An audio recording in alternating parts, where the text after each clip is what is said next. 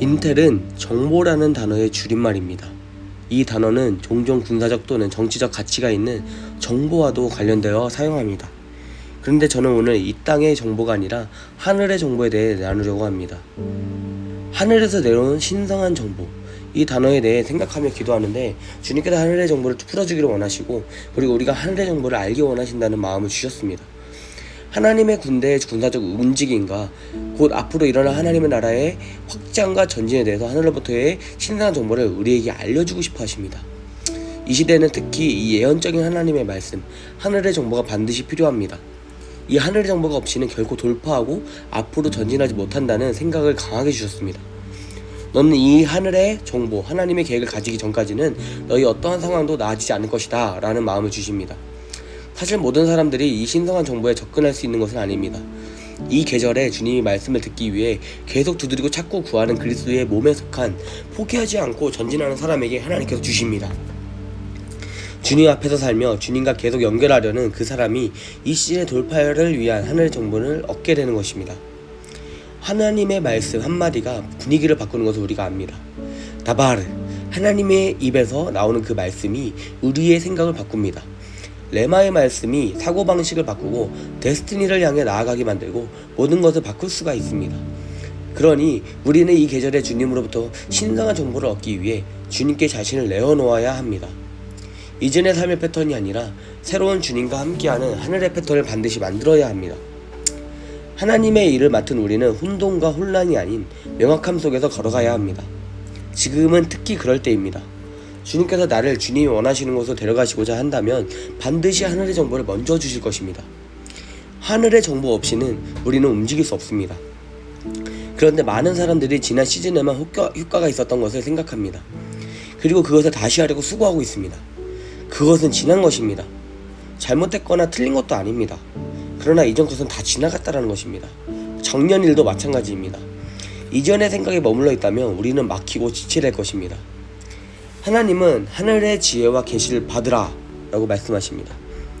에베소서 1장 17절은 영광의 아버지 우리 주 예수 그리스도의 하나님이 지혜의 영과 계시의 영의 풍성함을 너희에게 주사 그분과 깊은 친밀을 통하여 그분을 알게 하시기를 기도하노라 라고 말씀합니다. 하나님께서는 주님과 함께 이 계절을 걷기 원하는 우리에게 오직 그분만이 주실 수 있는 지혜와 계시, 지식과 이해를 전수해 주시기를 원하십니다. 세상의 지혜나 세상적인 논리는 우리를 이끌어갈 수가 없습니다. 하나님이 원하시는 길로 인도하지 못합니다. 하나님께서 나를 부르신 모든 일을 계속 수행하려면 지금 이 계절에 필요한 신성한 정보가 필요합니다. 하나님의 계획을 아는 것이 중요합니다. 야고보서 1장 5절은 누구든지 지혜에 있기를 갈망하는 사람은 하나님께 지혜를 구하면 주실 것입니다. 그분은 여러분의 여러분의 실패를 꾸짖을 기회로 보지 않으시고 그분의 관대한 은혜로 여러분의 실패를 압도하실 것입니다. 아멘. 다른 번역에서는 여러분 중에 누구든지 지혜가 부족하면 모든 사람에게 후히 주시는 하나님께 구하면 주실 것입니다 라고 되어 있습니다.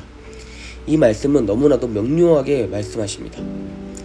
우리에게 지혜가 부족하면 하나님께 구하기만 하면 됩니다.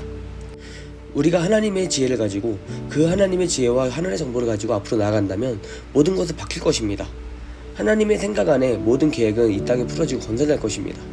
모든 것은 변화되고 길은 만들어지고 건설하게 될 것입니다. 아멘. 겸손하게 주님께 요청해야 합니다. 많은 사람들이 교만하기 때문에 하나님께 지혜를 구하지 않고 하늘의 신성한 정보를 구하지도 않습니다. 저도 한참 잘 나간다고 여길 때는 제가 모든 것을 안다고 생각했습니다. 하지만 주님과 동행하는 시간이 길어질수록 하나님만이 모든 답을 가지고 계신다는 것을 깨닫고 겸손을 배워가고 있습니다. 그렇기 때문에 우리는 하나님 없이는 아무것도 아닙니다. 동의하십니까? 그게 나에게 정말이라면 날마다 주님 앞에 살아야 합니다. 구하고 두드리고 찾아야 합니다. 하나님께 그분의 지혜를 구해야 합니다. 두드려야 합니다. 이것이 우리가 해야만 하는 것입니다. 그래서 방해받지 않기 위해 구별된 장소, 구별된 시간을 만들어내는 것이 관건입니다.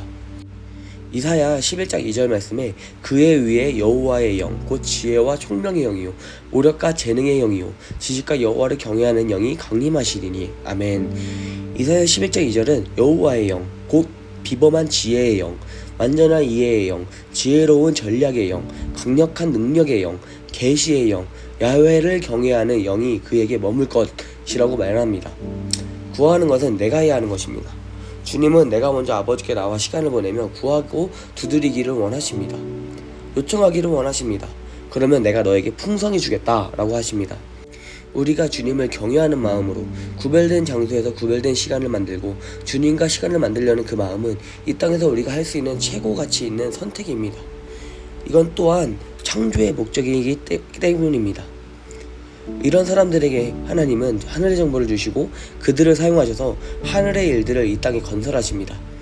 하나님께서는 여호와의 영, 곧 비범한 지혜의 영, 완전한 이해의 영, 지혜로운 전략의 영, 강력한 능력의 영, 계시의 영, 하나님을 경외하는 영을 우리에게 주시기를 원하십니다. 성령님은 지혜와 계시에 관한 내가 필요한 모든 것의 해답이십니다. 아멘.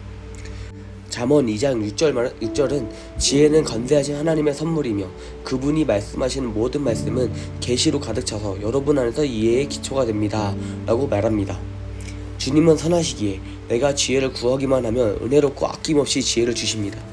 주님은 이 자연계가 이해하거나 파악할 수 없는 하늘의 지혜와 이해를 나에게 주시기를 원하십니다.